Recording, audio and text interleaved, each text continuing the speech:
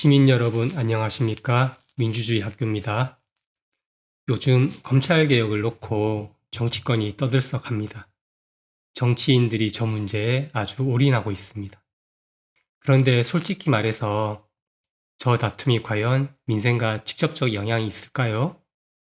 유튜브에서 어떤 전문가들은 이렇게 말합니다. 검찰개혁은 국민의 오랜 염원이다. 글쎄요. 당장 먹고 살기 바쁜 민초들 중에서 누가 그토록 검찰개혁을 염원했답니까? 살면서 평생 검찰 한 번도 안 만나보는 사람도 많습니다. 솔직히 제 생각에는 민초들이 삶에서 겪는 세상의 부조리함의 고통이 있다면 높은 정치인들에게는 정권을 차지하겠다고 서로 싸우는 고통이 있는 것이죠. 자신들의 그 숙면적인 고통에 국민을 핑계대려면 최소한 그들도 국민의 고통에 관심을 가지고 그런 이야기를 해야 합당할 것입니다. 그런데 정치인들이 정권을 차지하기 위해서 민생과 직결된 문제가 아닌 주제로 서로 싸우는 것은 어느 시대에나 있었던 일입니다. 혹시 학교 다닐 때 국사 시간에 배운 조선시대 예속 논쟁을 기억하십니까? 17세기 조선시대에 왕이 죽었을 때 상복을 몇 년 입어야 하는가를 놓고 정치인들이 민생도 팽개치고 두 편으로 갈려서 오랜 기간 논쟁만 했던 사건입니다. 왜 이런 일이 시대를 불문하고 계속 이어지는 걸까요? 정권을 차지하려면 서로 싸우는 것은 불가피합니다. 그런데 싸움도 그냥 하는 게 아닙니다. 뭔가 싸움의 주제와 도구가 있어야 하겠죠. 조선시대에는 상복 입는 기간을 주제로 싸웠고 지금은 검찰 개혁이란 주제를 놓고 싸우는 중입니다. 조선시대 상복 입는 기간이 주제가 된 이유가 있습니다. 왕의 정통성이 그 이유죠. 그러면 지금은 왜 검찰 개혁이 싸움의 주제가 되었을까요? 설명 안 해도 다 아시겠지만 그래도 제 나름대로 분석을 해보겠습니다. 지금 상황의 근본 원인은 대통령 선거 지도를 보면 드러납니다. 화면의 지도를 한번 보십시오. 저게 2025년도 대선 결과를 보여주는 지도입니다.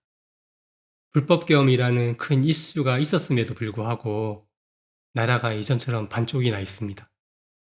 서쪽은 민주당, 동쪽은 국민의힘, 여전히 변함이 없습니다. 수십 년 지속되는 이런 상황에서 각 당이 정권을 차지하려면 어떤 전략이 가장 중요할까요? 상대편 표를 가져오는 것보다는 대표를 지키는 것이 우선이 되어야 합니다. 지금 정치인들이 그 점에서는 성공했습니다. 동쪽의 빨간색 민심은 겸이건 탄핵이건 상관없습니다. 그대로입니다. 각 당이 자신의 고정 지지 세력을 확보한 것이죠. 이런 상황에서 정권을 차지하면 그 다음은 어떻게 됩니까? 정권이 바뀐 후에는 상대편 정권에서 이룬 업적이나 흔적들을 지우는 것이 당연할 겁니다. 상대편이 못한 것은 드러내서 비방하고 그걸로 국민 분열을 일으키고 상대편이 잘한 것은 그대로 안 두고 바꿔버립니다. 또한 피해 복수는 필수 불가결한 과정이죠. 한쪽은 상대편 대통령을 죽이고 다른 쪽은 상대편 대통령을 감옥에 보내고 그러고 있었습니다. 정치검사들을 주제로 한 영화 더킹에 보면 이런 대사가 나옵니다. 정치인은 당한 만큼 복수를 해야 하는 것이 정치 엔지니어링의 철학이다. 그건 어쩔 수 없는 과정이다. 그렇게 말합니다. 이 복수의 과정에서 바로 검찰이 상대편을 죽이는 강력한 칼로스였던 것이죠. 그런데 이것도 반복되다 보니까 어느 한쪽에서 일부 깨어난 정치인이 생겨납니다. 야, 이거 검찰을 칼로 써봤자 결국 서로 손해다. 저 칼이 다음에는 상대편 손으로 넘어갈 텐데 언제까지 이 바보 같은 복수극을 계속 벌여야 하나. 일단 저 검찰이란 칼부터 없애고 보자.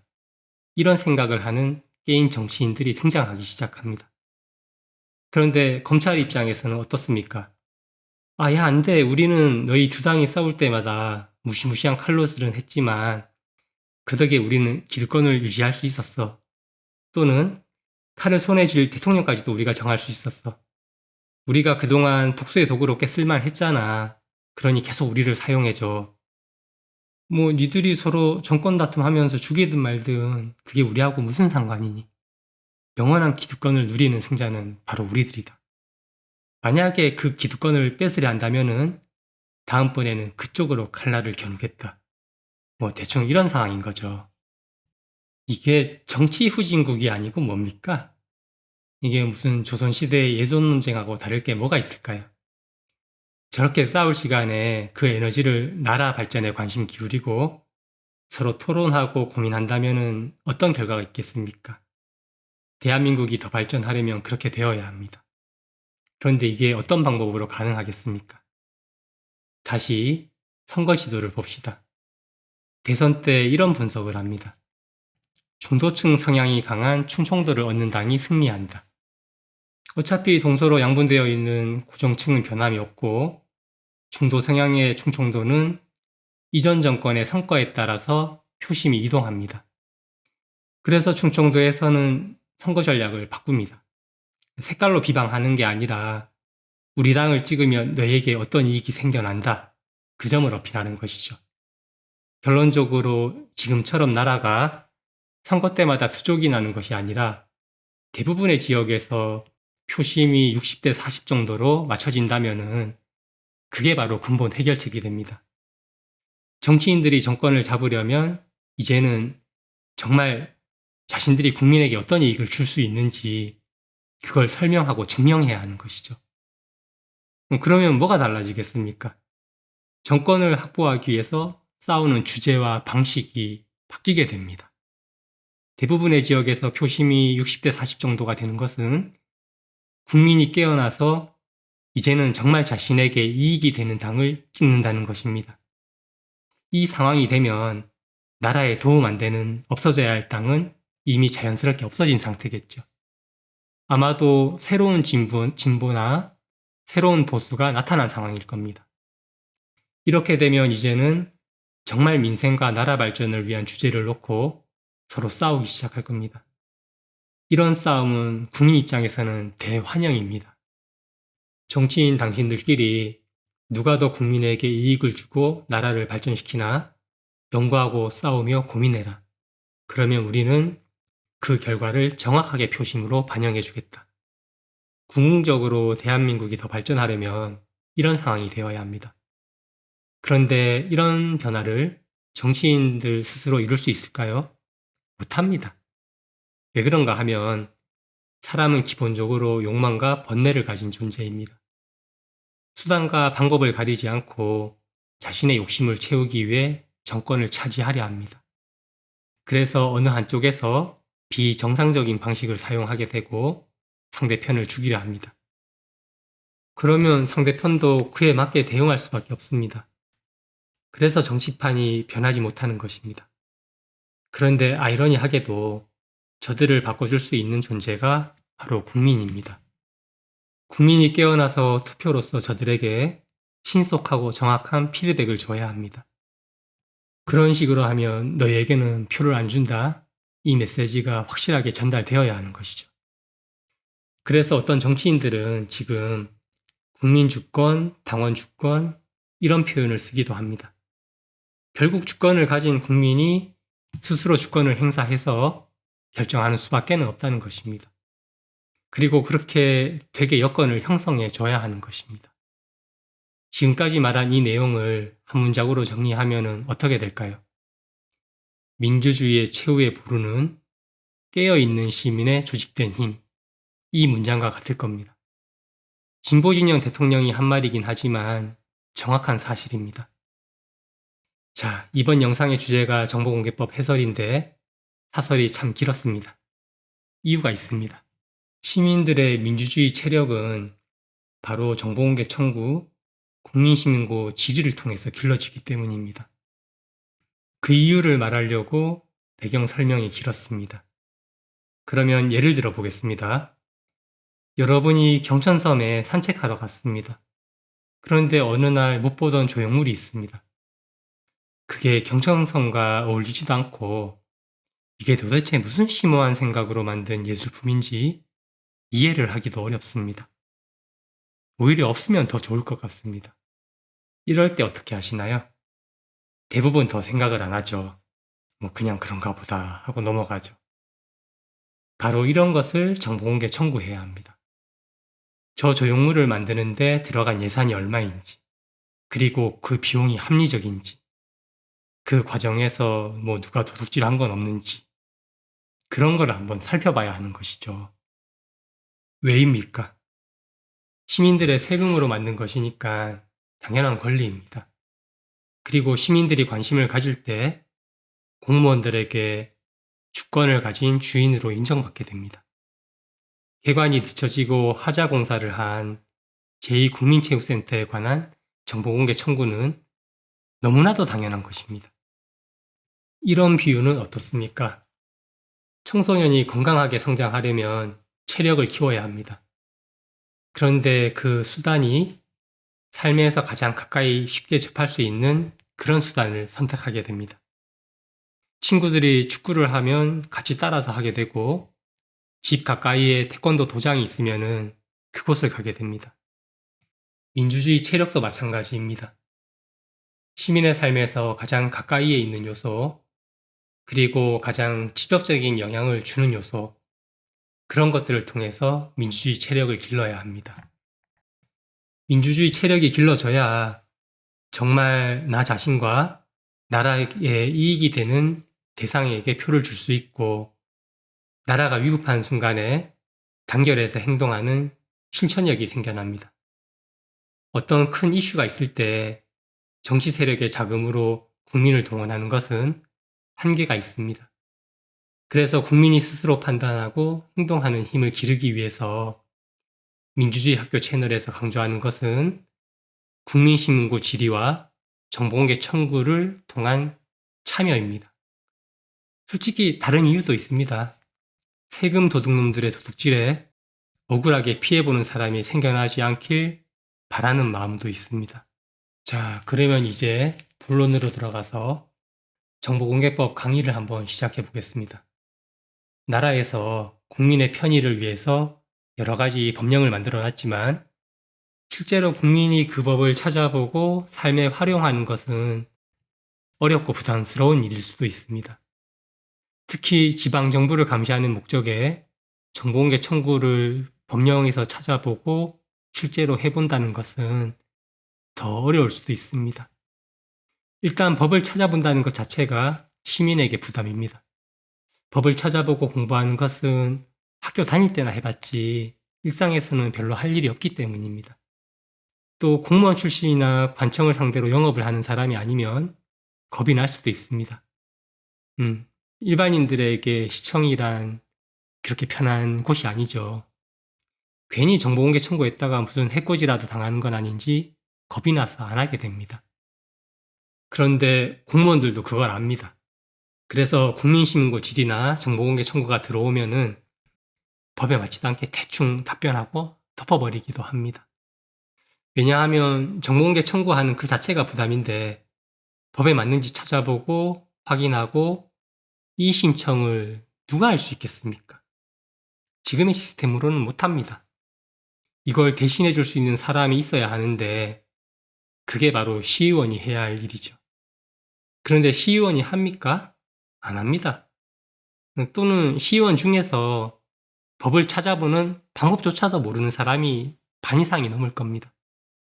지금 제가 제2국민체육센터를 통해서 이런 현실을 보여드리고 있는 중입니다. 그래서 이번 영상 목적은 정보공개법을 찾아보는 방법과 그 내용을 간략히 설명해서 이거 별거 아니네, 뭐 해볼만 하겠네, 이런 이해를 심어주는 것입니다. 일단 마음에서 느끼는 부담감의 문턱을 낮춰야 그 다음에 이제 한번 해볼만 한 것이겠죠. 자, 그러면 정보공개법을 찾아가는 경로부터 말씀드리겠습니다. 쉽습니다. 네이버에서 국가법령정보센터라고 칩니다. 그러면 가장 위에 사이트가 뜹니다. 그걸 클릭합니다. 클릭하면은 나오는 화면에서 중간 상단에 검색어 메뉴가 있죠. 거기에다가 공공기관의 정보공개에 관한 법률이라고 칩니다. 약칭은 정보공개법입니다. 이거 공공기관의 정보공개에 관한 법률. 벌써 법 이름부터 깁니다. 부담이 되죠.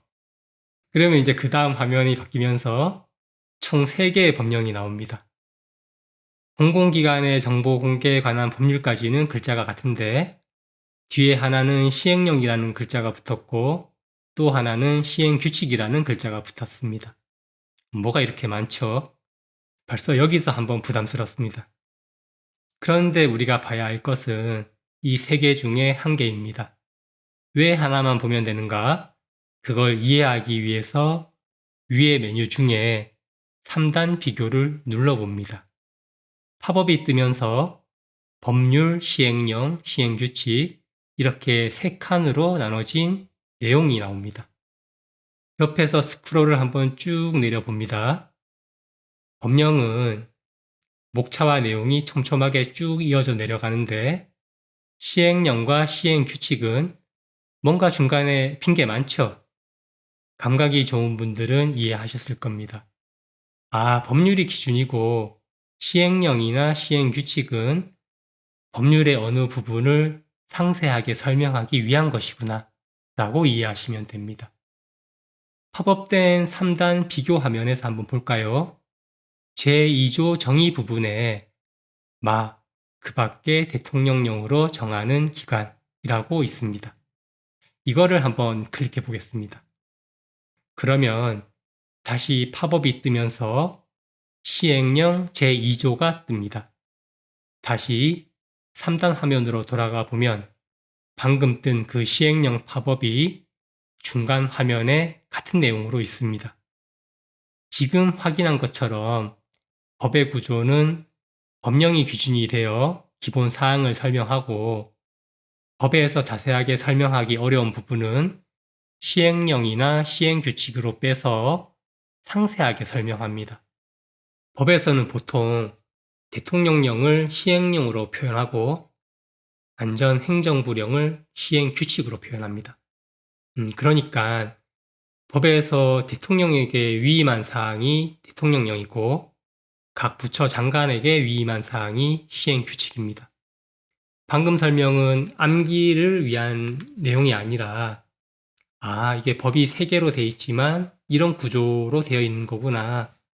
시행령, 시행규칙은 별로 부담스러워하지 않아도 되겠구나. 법률을 위주로 보는구나. 그렇게 부담감을 내려놓으면 됩니다. 이렇게 일단 법의 내용으로 들어가기 전에 법령의 구조를 알아야 쉽게 이해가 되고 눈에 들어옵니다. 자, 그럼 다시 팝업을 모두 내려놓고 법률 본래 화면으로 가보겠습니다. 법은 보는 방법이 있습니다. 법은 목차를 통해서 봐야 하는 것입니다. 목차를 보면서 자신에게 필요한 부분을 찾아서 들어갑니다. 그런데 이 목차를 만들 때 학자들이 그냥 만든 게 아닙니다. 그 법조문을 가장 잘 표현하는 단어를 고심해서 사용합니다. 그래서 처음 보는 법이라도 목차를 보면 대충 느낌이 옵니다. 실제로 한번 해볼까요? 목차의 본문을 클릭해 봅니다. 목차가 아래로 쭉 펼쳐지면서 나열이 됩니다. 생소한 단어의 양이 많죠. 또 부담스럽습니다. 만약 시험 공부를 한다면은 이 순간에 필요한 것이 바로 강사입니다. 강사가 봐야 할 것을 추려주고 해설해 줄 수 있습니다. 지금 제가 바로 강사 역할을 하는 것입니다. 자, 그러면 이제 간략하게 설명하면서 봐야 할 것을 추려보겠습니다. 목차를 보면 총 5개의 장으로 구성되어 있습니다. 제1장 총칙, 제2장 정보공개 청구권자와 공공기관의 의무, 제3장 정보공개의 절차, 제4장 불복구제 절차, 제5장 정보공개위원회 등. 보통 모든 법의 제1장은 총칙으로 시작합니다. 법에 전반적으로 적용되는 내용을 미리 정리해서 전제로 깔아두는 것입니다. 그리고 제1조는 항상 법의 목적을 설명하면서 시작합니다. 그래서 모든 법을 볼 때 제1조 목적은 항상 읽어봐야 합니다. 그래야 내가 지금 필요로 하는 법이 맞나 확인할 수 있습니다. 읽어보겠습니다. 다 읽으면 복잡하니까 후반부 결론만 읽어보겠습니다. 이 법은 국민의 알 권리를 보장하고 국정에 대한 국민의 참여와 국정 운영의 투명성을 확보함을 목적으로 한다. 목적만 읽어봐도 분명합니다. 나라에서는 국민이 정보공개 청구에서 국정을 감시하는 것을 권장하고 있습니다. 즉 눈치 보거나 부담을 가질 사항이 아니라는 것입니다. 그 다음 제2조 정의를 보면 머리 아픕니다. 양이 많습니다. 그런데 그냥 패스해도 정보공개 청구하는데 크게 문제가 없습니다. 제3조 정보공개 원칙, 이건 좀 중요할 것 같습니다. 읽어보면 공공기관이 보유 관리하는 정보는 국민의 알 권리 보장 등을 위해서 적극적으로 공개해야 한다입니다. 그러니까 제1조 목적에서 말하는 의도와 동일합니다. 적극 공개하라는 것이죠. 다시 한번 확인했습니다. 정보공개 청구는 남들이 안 하는 유별난 행동이 아니라 나라를 위해서 적극적으로 해야 하는 것입니다.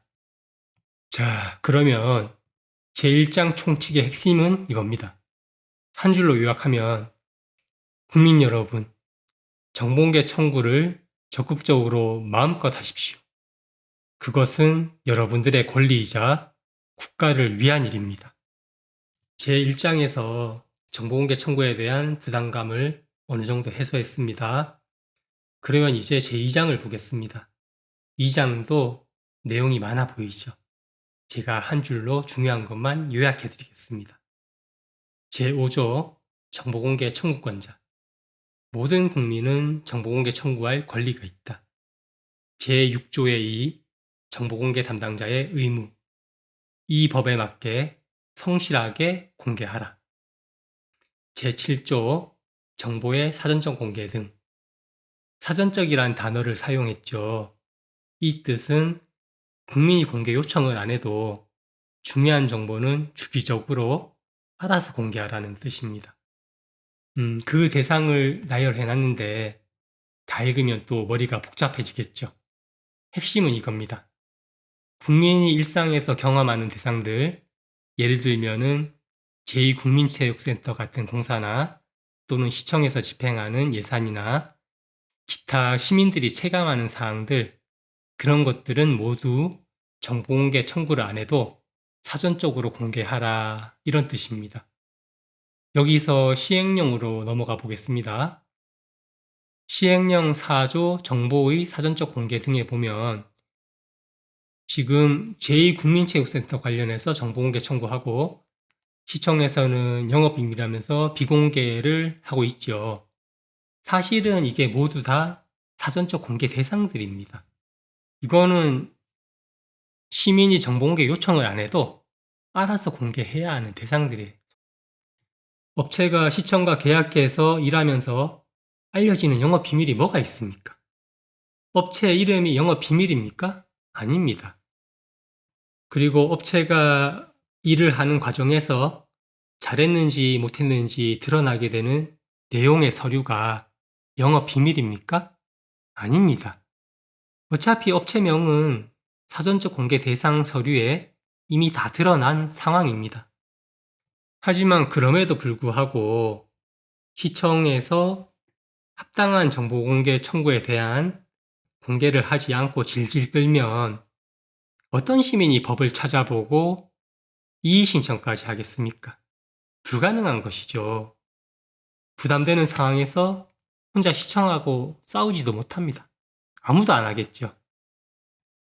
정말 억울하고 자기하고 관련된 일이면은 한번 시도해 볼 만도 하겠지만 그게 아니라 순수하게 공익을 위한 거라면은 뭐하러 나서서 피해 볼 일을 스스로 만듭니까? 아무도 안 합니다. 그럼 나라가 제대로 감시가 되겠습니까? 비리 같은 게 절대로 드러나지 않겠죠. 정부가 지금 법만 만들어 놓고 이 점을 간과하고 있습니다. 그래서 제가 그 부분에 대한 문제를 제2국민체육센터 정보공개를 사례로 알려주고 있는 중입니다.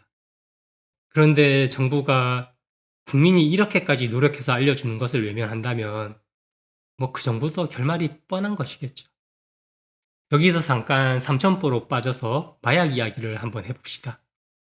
마약은 진보 보수 다 떠나서 모두가 같은 입장입니다. 마약 범죄는 처벌해야 마땅합니다. 백혜련 경장이 마약 사건을 파헤치겠다고 나섰습니다. 그런데 어떻습니까? 지금은 안 봐서 모르겠는데 얼마 전까지만 해도 인터넷으로 보면 정부에서는 그러는 것이죠. 그렇게 말만 하지 말고 직접 성과를 보여봐라. 그러면서 수사 인력도 제대로 안 갖춰주고 스스로 능력을 증명해보라고 합니다. 5명 줬다고 하나요? 수사관을? 이게 웃긴 것이죠. 대한민국에 돈도 있고 수사 인력도 있습니다. 하지만 누군가 나서서 정의를 바로 세우겠다고 하는 사람은 드뭅니다. 그런 사람이 나타난다면은 네가 스스로 증명해봐라 하고 테스트를 할 게 아니라 너무나 감사해야 하는 것이죠. 그리고 지원해줘야 합니다. 그 지원하는데 돈이 얼마나 들어갑니까? 하지만 그런 사람을 찾아내려면은 얼마나 어렵습니까? 여튼 제가 감히 백혜련 경장 같은 존재라는 것은 아니고 저는 그냥 제가 경험한 부분에 대해서 제가 할 수 있는 것을 하는 중입니다. 이것도 이재명 정부니까 한번 해보는 것이지 예전 정부들 같았으면 하지도 않습니다. 무슨 해코지를 당하려고 이미 한번 경험이 있죠. 그 시청에서 이제 젊은 직원들이 너무 많이 그만둬서 그게 참 안타깝고 사회적 낭비 같아서 한번 청원 24에다가 이제 젊은 공무원들이 그만두지 않게 조직 문화를 좀 개선해 달라고 요청했다가 어느 날 행정안전부 간부라면서 전화를 해서 저한테 폭언을 퍼부었죠. 그 참 대단한 사건이었습니다, 제게는. 그 후로 다짐한 게 있죠. 아니, 다짐보다는 깨달은 게 있죠. 다 소용없구나. 그냥 가만히 있는 게 나를 위한 길이구나. 그런데 이재명 정치인이라는 사람의 특징, 인식이 어떻습니까? 국민에게. 개혁에 참 적극적인 사람인 거죠. 그래서 이재명 대통령이 임기 때 저도 그냥 한번 해보는 겁니다. 그리고 또 제가 이와 관련해서 억울하게 지금 느끼는 부분도 있고 해서 그래서 이참에 그냥 이것도 인연이다 싶어서 한번 해보는 겁니다. 글쎄요. 근데 이게 정책에 반영이 될지 안 될지는 모르는 거죠. 그리고 이제 이렇게까지 하는 사람도 없을 뿐더러 이렇게까지 해줬는데도 변하는 게 없다 하면 이제 더 이상 관심을 안 가지는 거죠. 누가 어디서 저 같은 사람이 나오겠습니까? 그리고 백혜련 경장 같은 사람이 어디서 또 나오겠습니까? 여튼 다시 강의로 돌아가서 아무튼 법에서는 시민이 일상에서 궁금해할 수 있는 시청 업무와 관련된 모든 사항은 정보공개 대상이라는 것입니다. 자, 그러면 제8조의 2로 가보겠습니다. 공개 대상 정보의 원문 공개. 이 조항에서 말하는 것은 국민이 인터넷 사이트를 통해서 정보의 원문을 볼 수 있다는 것입니다. 이 부분에 대해서는 나중에 좀 자세하게 따로 영상을 만들게 될 것입니다. 이 조항에서 대통령령 글자를 눌러보겠습니다. 시행령에서는 지방자치단체라고 나옵니다. 즉, 시청에서 작성한 서류 중에서 이 법에서 말하는 공개 대상 정보는 모두 정보공개 포털 사이트를 통해서 원문을 볼 수 있어야 합니다. 야, 이거 야단 났네. 만약 시청에서 공문을 조작해서 정보공개 자료로 내놨다면 나중에 여기서 확인 조치를 할 때 이건 빠져나갈 방법이 있을까요? 그래서 거짓말이 길어지면 꼬인다는 것입니다. 만약에 공문을 조작해서 이제 공개 자료로 내놨다면은 당연히 그 공문은 전산 시스템에 없겠죠. 전산 시스템에 없는 거를 행정안전부에서 운영하는 정보공개 포털 사이트에 원문을 공개할 수 있습니까? 못하겠죠. 상주시청이라고는 말하지 않았습니다. 그럴 가능성도 존재한다는 것이죠. 어떤 시청에서는. 그리고 어떤 시청에서는 몇 달 전에는 하자난 공사에 이름을 치면은, 공사명을 치면은 관련 공문이 쭉 나왔었는데, 어느 순간부터 정보공개 포털 사이트에서 검색이 안 되게 다 내려놨습니다. 그거 불법인 거죠. 안 보이게 하려면 정보공개법에서 비공개 대상이어야 합니다. 뭐 스스로 무덤을 파는 거죠. 이 정보공개 포털은 행정안전부에서 관리합니다. 거기다가 민원을 넣으면 어떻게 될까요? 이런 정보는 공개 대상일 수밖에 없다.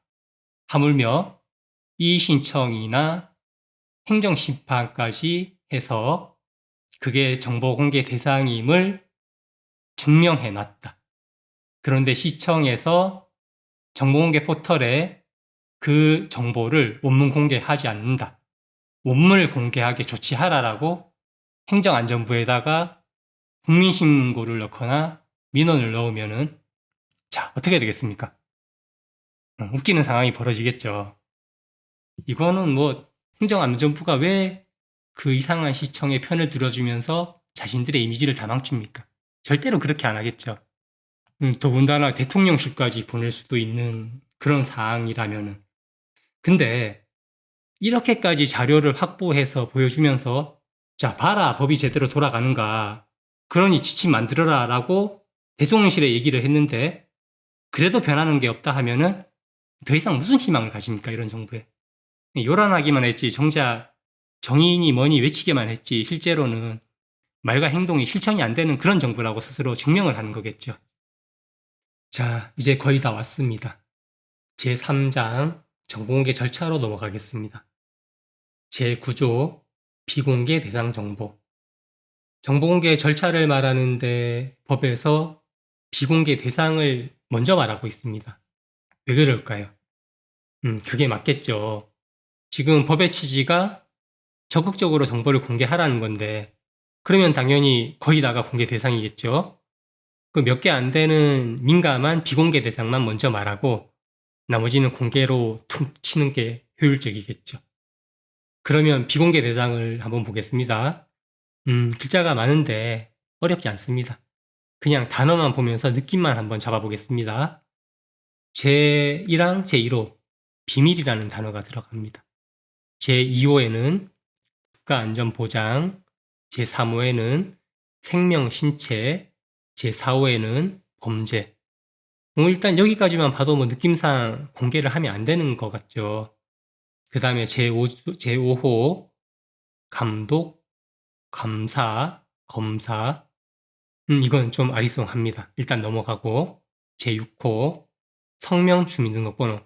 이거는 요즘 하도 개인정보에서 안 될 것 같은 느낌이 오죠. 그 다음에 제7조 영업상 비밀. 야, 드디어 나왔습니다. 그 시청에서 비공개 대상이라고 핑계 삼는 그 영업상 비밀. 그 다음에 제8조 부동산 투기 매점 매석. 공개했을 때 부동산 투기가 일어나거나 매점 매석이 일어나면 당연히 비공개 대상으로 하겠죠. 그러면은 아리송한 제5, 6, 7조만 다시 한번 보겠습니다. 제5호의 핵심은 감사, 감독 이런 사항이 있어도 그 과정이 끝났으면 공개하라는 것입니다. 영원한 비공개가 아닙니다. 실제로 공무원들이 공문을 작성할 때 제5호를 사유로 비공개 설정을 하게 되면은 문서 시스템에서 거기에서 공개 날짜를 지정하게 되어 있습니다. 시스템이 그렇게 되어 있습니다. 제2국민체육센터를 예로 들면 이미 공사가 준공되고 개관도 했습니다. 그러면 제5호에 관한 뭐 감사나 감독 뭐 이런 사항들은 이제는 공개 대상입니다. 제6호는 개인정보보호법에서 해당하는 사항은 당연히 비공개 대상이지만 그 중에 공문에 써 있는 공무원의 성명, 직위 이런 거는 개인정보에 해당이 안 된다는 겁니다. 실제로 개인정보보호법을 보면은 그렇게 적혀 있습니다. 즉, 공문에 드러난 공무원의 직위와 성명은 충분히 공개해도 되는 사항입니다. 그런데 제가 시청에다가 정보공개 청구했을 때 그 공문을 인터넷으로 올리면서 그 공무원들의 이름을 다 지우는 이유는 그 말단 공무원들이 무슨 죄가 있습니까? 설령 그게 무슨 일이 있다 해도 뭐 그들이 도둑질할 위치가 안 되죠. 그러니 그들 이름은 그냥 지워주는 겁니다. 제7호에서 말하는 영업상 비밀이 자주 거론되는 비공개 사유입니다. 업체가 시청과 계약을 맺고 수행한 용역에서 작성하고 제출한 서류는 당연히 업체명이 들어갑니다. 그게 비공개 대상이 될 수 있을까요? 그 업체명은 이미 앞에서 말한 것처럼 사전적 공개 대상에 다 드러난 상황입니다. 업체가 일을 잘 못했으면은 업체 이미지 관리를 위해서 비공개 대상이 되고, 업체가 일을 잘했으면은 공개하는데 아무 문제가 없고, 이렇게 되면 이건 말이 안 되는 상황인 거죠. 그리고 업체가 일을 하는데 그 업체만의 고유한 영업 비밀이 뭐가 있습니까? 무슨 특허 비법이라도 있습니까? 없습니다. 만약에 그런 특허 비법 같은 게 있다면은 그런 거는 계약 과정이 달라집니다. 이 영업 비밀에 대한 사항은 제가 저번 주에 만든 이의신청 영상을 참고하시면 자세하게 나와 있습니다. 왜냐하면 그걸 이유로 이의신청이기 때문에 판례까지 아주 자세하게 적어놨습니다. 자, 이러면 이제 제9조 비공개 대상 정보에 대한 설명도 끝났습니다. 제9조 이유로는 간단합니다. 제10조 정보공개 청구는 인터넷 사이트 정보공개 포털로 하면 됩니다. 정보공개 포털에서 정보공개 청구하는 방법은 네이버에서 검색하면 잘 정리해 놓은 게 많습니다. 하나도 어렵지 않습니다. 제11조 정보공개 여부의 결정은 시청에서는 10일 이내로 공개할지 말지 결정하고, 만약에 기간 연장이 필요하면은 10일 더 연장 가능하다는 내용입니다. 그리고 쭉 내려가서 제14조 부분공개는 만약에 시민이 여러 가지 대상을 한꺼번에 정보공개 청구했는데 그 중에서 공개할 수 있는 내용과 공개할 수 없는 내용이 함께 들어있다면은 공개할 수 있는 것만 하라는 것입니다. 그래서 부분공개라는 것입니다. 제17조 비용 부담은 아마 이 부분이 궁금할 수도 있습니다. 정보공개 청구하는데 돈이 들어갈까요? 정보공개 포털에서 정보공개 신청할 때 정보를 받는 방법을 정하게 되어 있습니다. 그때 전자파일로 하면 무료입니다. 당연히 전자파일로 하겠죠. 귀찮게 누가 그걸 우편으로 받겠습니까? 만약 복사물로 정하게 되면은 그 시청에서 복사를 해서 보내게 될 것이고 그 비용을 청구하게 됩니다. 자, 이러면 이제 제 3장도 끝이 났습니다. 지금까지 볼 것만 출연해서 한번 봤죠. 사실 몇 개 안 됩니다. 제 4장 불복구제 절차. 만약 시청에서 정보공개를 하지 않으면 제 18조에 따라서 이의신청할 수 있습니다. 이의신청 방법은 정보공개 포털에서 이의신청 버튼을 눌러서 이의신청서를 작성해서 제출하면 됩니다. 아주 쉽습니다. 그런데 그래, 어떤 시민이 부담스러워서 이의신청을 하겠습니까? 또한 어떤 시민이 판례까지 찾아내서 그 이의신청의 근거를 제시하겠습니까? 그냥 시청에서 말도 안 되는 이유로 비공개 결정을 내리면은 그걸로 끝나는 것이 다반사라는 것이겠죠. 그러면 시청에서는 뭔가 비리가 드러날 수 있는 사항은 그런 민감한 정보를 공개하겠습니까? 당연히 안 하겠죠. 말도 안 되는 이유로 비공개 결정을 한다고 해서 누가 그걸 법에 맞춰가면서 분석하고 판례까지 찾아내면서 이의 신청할까요? 그리고 또 질질 끌면은 그 스트레스 받아서 계속 하겠습니까? 안 하겠죠, 당연히. 그걸 또 시청에서 알고 있습니다. 이런 문제 때문에 정보공개법이 있으나 마나한 법이 될 수도 있다는 겁니다. 그래서 지금 제가 정부에 이야기하는 것이 그겁니다. 그냥 지침을 만들어라. 대한민국에 감사 인력 많지 않느냐. 감사 볼 때 그 사람들이 보는 서류들, 그 중요한 서류들 항목들 추려갖고 거기에 따른 서류들만 이런 서류는 어떻게 공개하고 이거는 뭐 공개 대상이고 비공개 대상이고 그걸 명확히 하라는 것입니다. 법에 공개 대상, 비공개 대상 정해놓긴 했지만 그게 지금 하나도 안 지켜지고 있지 않습니까? 현실적으로 불가능하지 않습니까, 지금? 만약에 그렇게 지침을 만들어서 명확하게 해놓으면은 누가 비리를 마음 편하게 저지르겠습니까? 시민이 정보공개 청구하면은 그 만들어진 지침에 따라서 정보 공개를 해야 할 거고 정보 공개 청구를 한 시민도 그 지침을 보면서 맞게 정보 공개했는지 맞춰볼 거고 이렇게 시민이 스스로 확인할 수 있어야 판례까지 뒤져가면서 이의신청할 필요도 없게 되지 않겠습니까? 그게 정보공개법이 제대로 활용되는 것이죠. 또 지침이 있으면은 상사가 직원에게 정보공개 하라 마라 압력 넣을 수 있습니까? 없습니다. 당장 뭐 공개해야 될 걸 안 하면은 시민이 지침을 보면서 확인하면서 따져가면서 물을 건데 뭐 어떻게 합니까? 이게 얼마나 좋은 겁니까? 그래, 국가의 감사 기능이 제대로 작동을 안 하면은 국민이 대신 해주겠다는 거 아닙니까? 그럼 국가 입장에서는 얼마나 이득입니까? 이걸 안 한다면은 그 참 의심해 볼 만한 거죠. 국가가 왜 그러는지. 도둑놈을 보호하겠다고 의심을 할 수도 있는 겁니다. 또한 공무원 입장에서도 그렇습니다. 자신이 비리를 저지른 것도 아니고 자기 업무도 아니었는데 정보공개 청구가 들어오면은 그냥 법대로 공개하면 끝날 걸 가지고 상사들이 압력을 넣어서 비공개해야 하고 또 그것 때문에 이의신청이 들어오면 피곤해지고 또 공개하면 한 번에 끝날 것을 다시 공개 청구 들어오고 이게 얼마나 행정력 낭비입니까? 아니 그래 국가에 지침 하나 만들 능력이 없습니까? 아니면 돈이 없습니까? 이 지침 만들어 놓으면은 정보공개하면 비리 다 드러날 것인데 누가 대놓고 도둑질을 할 것이며 자신이 비리를 저지른 것도 아닌데 억울하게 피해보는 직원도 안 생길 거 아닙니까? 그래, 지금 자신이 억울하게 큰 징계를 받게 되어 있으면은 자신이 안 하더라도 주변에서 정보공개 청구해서 구제해 줄 수도 있는 거 아닙니까? 그런데 이런 점에서 볼 때 세금 도둑놈들 입장에서는 절대로 이런 지침은 만들면 안 되겠죠. 지금 이런 목적 때문에 정보공개 청구를 하면서 자료를 모으는 것입니다. 정책 건의하려고 말입니다. 자, 그 다음은 제19조 행정심판입니다.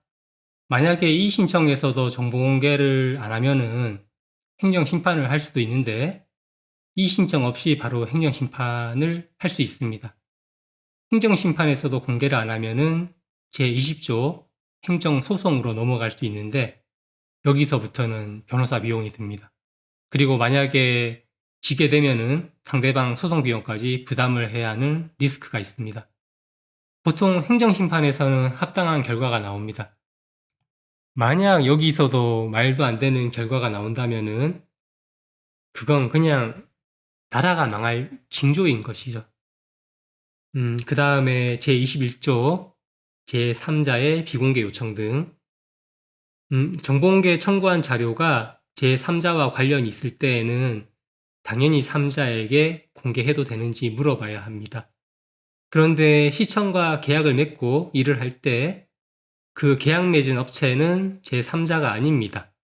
시청과 그 업체는 계약자와 계약 당사자인 것이지 제3자라고 볼 수 없고 시민이 정보공개 청구했을 때 업체를 제3자라고 말하면서 업체한테 정보공개 해도 되는지 물어본다고 하는 것은 그거는 정말로 창피한 일입니다. 이거는 뭐 둘 중에 하나겠죠. 시민을 바보 취급하던가 아니면 시청이 바보던가. 어느 경우가 됐건 참 심각한 문제겠죠. 자, 이제 다 끝났습니다. 나머지 부분은 안 봐도 됩니다. 지금 본 것만으로도 정보공개 청구가 가능하고 시청에서 제대로 공개했는지 판단하기에 충분합니다. 제29조 기간의 계산이 있기는 한데 이건 뭐 시청에서 의도적으로 기간 계산을 잘 못해서 좀 늦추더라도 그냥 귀찮아서 지적을 안 하기도 합니다. 이전에 정보공개 청구한 것에 그런 상황이었는데 그 의도가 너무 뻔해서 웃겨서 그냥 언급 안 하고 넘어갔습니다. 자, 그러면은 정보공개법 설명이 다 끝났으니 정리를 한번 해보겠습니다. 지금 우리가 본 조항이 몇 개입니까? 제1조, 3조, 6조, 7조, 8조, 9조, 10조, 11조, 14조, 18조, 19조, 20조, 21조. 그런데 여기서 한 줄 요약으로 넘어가는 것 빼면은 내용을 조금 알아야 할 부분은 제9조 하나뿐입니다. 제9조는 시청에서 정보를 공개 안 했을 때 그게 정말로 비공개 대상인지 그걸 판단하기 위해서 보는 것입니다. 이것도 내용을 보면 너무나 상식적입니다. 그만큼 정보공개법에서 정보공개해야 할 대상은 거의 대부분에 속합니다. 지금까지 본 것 중에서 제9조를 뺀 조항들은 한 줄로 요약했듯이 아주 쉬운 사항 그리고 상식적인 그런 사항들입니다. 그래서 한 줄 요약해서 알려드린 겁니다. 정보공개 포털에서 정보공개 신청을 해보면은 제9조를 뺀 사항들은 나머지는 거의 다 신청 과정이나 또 신청 후에 받아보면은 거기서 설명이 어느 정도 되어 있습니다. 그래서 제가 한 줄 요약으로 말씀을 드리는 겁니다. 자, 그래서 결론은 법에서 봐야 할 내용이 별로 많지 않다는 것입니다. 그리고 하나도 어렵지 않습니다. 당장은 정보공개 신청할 일이 없어도 이렇게 한 번이라도 들어놓으면은 언젠가 필요할 때 부담 없이 정보공개 청구해볼 만할 겁니다. 그게 이 강의의 목적입니다. 법에 대한 부담감을 내려놓고 정보공개가 뭐 특별하거나 대단한 게 아니다. 나라에서 권장하는 사항이고 그리고 국민의 주권 행사에 꼭 필요하며 민주주의의 체력을 기르는 가장 근본적인 수단이다. 그걸 말씀드리려고 지금까지 강의를 한 겁니다. 자, 오늘의 영상을 요약해 보겠습니다. 민주주의 학교 채널에서 왜 국민신고와 정보공개 청구를 중요하게 말하는지, 그리고 왜 그것들이 국민들의 민주주의 체력을 기르는데 필수적인 요소인지, 그리고 정보공개법이 어떤 내용으로 구성되어 있으며 현재 제도에 무슨 문제가 있는지 그에 관해서 이야기해 봤습니다. 아마도 어떤 영상에서도 정보공개법에 대해서 이렇게 직설적으로 이야기한 것이 없을 것입니다. 이 영상이 정부나 국민에게 도움이 되었으면 합니다. 감사합니다.